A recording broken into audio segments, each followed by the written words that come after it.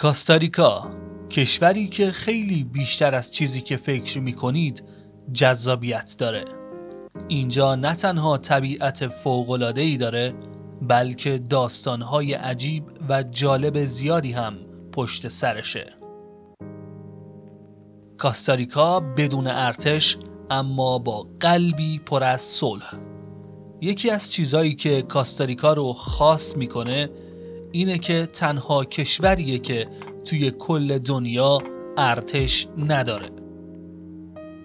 بعد از یک جنگ داخلی کوتاه در سال 1948 این کشور تصمیم گرفت ارتشش رو منحل کنه و به جاش منابع رو بذاره برای آموزش، بهداشت و حفاظت از محیط زیست.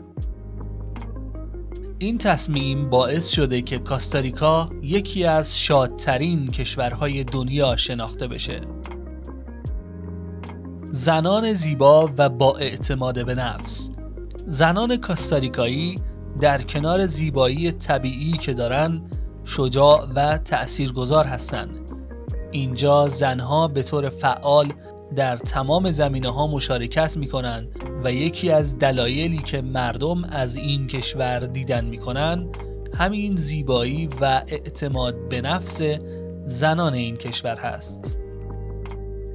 کاستاریکا با جشن‌ها و رسومات خاصش شناخته میشه. مثلا جشن روز استقلال که 15 سپتامبر هر سال برگزار میشه و مردم با رقص و آواز شاد زندگی آزادشون رو جشن میگیرن. یا جشن‌های کریسمسی که با آتشبازی‌های رنگارنگ همراهه و شب‌های شاد و پر از انرژی رو رقم میزنن. جاذبه‌های طبیعی و دیدنی کاستاریکا هم مثل یک بهشتیه برای طبیعت دوستان.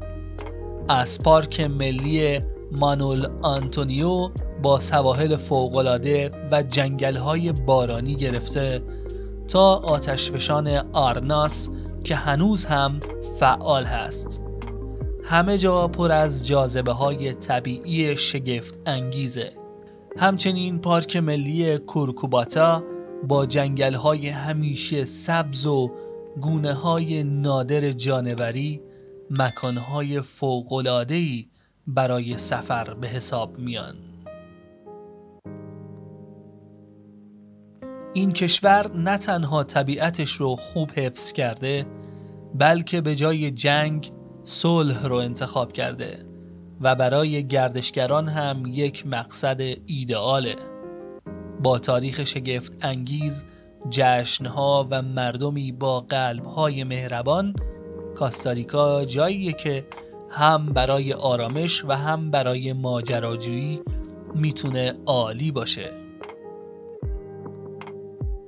بدون شک آزادترین کشور آمریکای مرکزی و حتی میتونیم بگیم آزادترین کشور دنیا کاستاریکاست.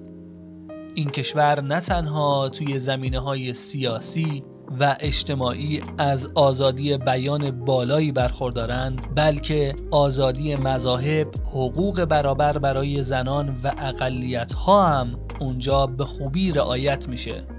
رسانه‌ها کاملاً آزادانه کار میکنن و مردم میتونن راحت عقاید خودشون رو بیان کنن. به طور کلی این کشور یه جاییه که آزادی فردی توش کاملاً رعایت میشه و همین باعث میشه کاستاریکا یکی از شادترین و آرامترین کشورهای منطقه باشه.